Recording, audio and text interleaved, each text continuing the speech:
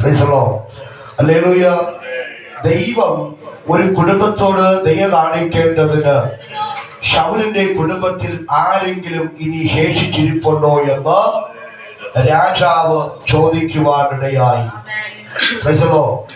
യോനാഥാൻ മരിച്ചു. ശൗലും വാൾ കൊണ്ട് സ്വയം വാൾ നിലത്തുകുത്തി അതിൽ വീണ് ഹല്ലേലൂയ ശൗലും പ്രാണൻ വിട്ടുപോകുവാനിടയായി തീർന്നു.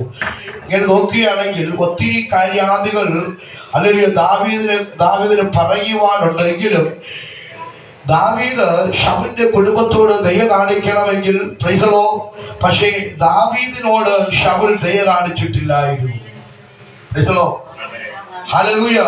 എന്ന് വെച്ചാൽ ദാവീദിനെ കൊല്ലുവാൻ ശൗൽ പല പ്രാവശ്യവും പദ്ധതികൾ ഒരുക്കി. പല പ്രാവശ്യവും അവനെ പീഡിപ്പിക്കുവാനും ഞെരുക്കുവാനും അവനെ കൊല്ലുവാൻ വരെ പല ആലോചനകളും അവൻ ഹല്ലേലൂയ തന്ത്രങ്ങൾ വരെ അവൻ മെനയുവാനിടയായി. പക്ഷെ അവന്റെ പ്രാണനെ തൊടുവാൻ സ്വർഗത്തിലെ ദൈവം അനുവദിച്ചില്ല. അത് മാത്രമല്ല, ദാവീദ് ഫെലിസ്ത്യനായിരിക്കുന്ന അല്ലെങ്കിൽ ഫെലിസ്ത്യ സൈന്യത്തിന്റെ നായകനായിരിക്കുന്ന ഗോലിയാത്തിനെ വരെ അവൻ കൊല്ലുവാനിടയായി. ശൗലിനെയും കുടുംബത്തെ അല്ലെങ്കിൽ ശൗലിനെ കൂട്ടരെയും വലിയ അല്ലെങ്കിൽ ഫെലിസ്ത്യരുടെ കയ്യിൽ നിന്ന് ദാവീദ് പിടിവിക്കുവാനിടയായി. അവിടെ ശൗൽ പറഞ്ഞ ഒരു കാര്യമുണ്ടായിരുന്നു. ഈ യുദ്ധത്തിൽ ഗോലിയാത്തിനെ തോൽപ്പിക്കുന്നു എങ്കിൽ എന്റെ മകളെ ഞാൻ വിവാഹം കഴിച്ചു കൊടുക്കുമെന്നൊരു ഉടമ്പടി ശൗൽ ചെയ്യുവാനിടയായിരുന്നു. എന്നാൽ ആ ഉടമ്പടി പ്രകാരം ദാവീദ് ആ യുദ്ധത്തിലേക്ക് വരിക മാത്രമല്ല, യുദ്ധത്തിൽ ഗോലിയാത്തിനെ തോൽപ്പിക്കുകയും മീഖലിനെ വിവാഹം കഴിക്കുകയും ചെയ്തു.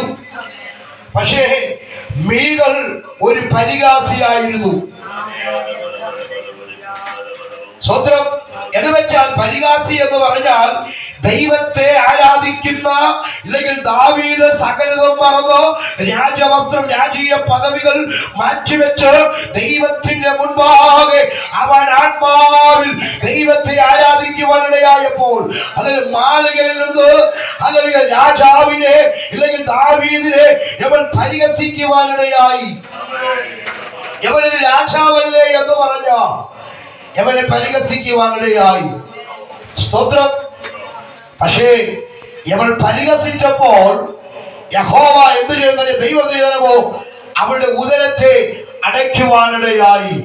അവരുടെ ഗർഭപാത്രത്തെ ദൈവം അടയ്ക്കുവാനിടയായെന്ന്. അല്ലെങ്കിൽ ദൈവത്തെ ആരാധിക്കുന്ന ദൈവത്തിന് മഹത്വം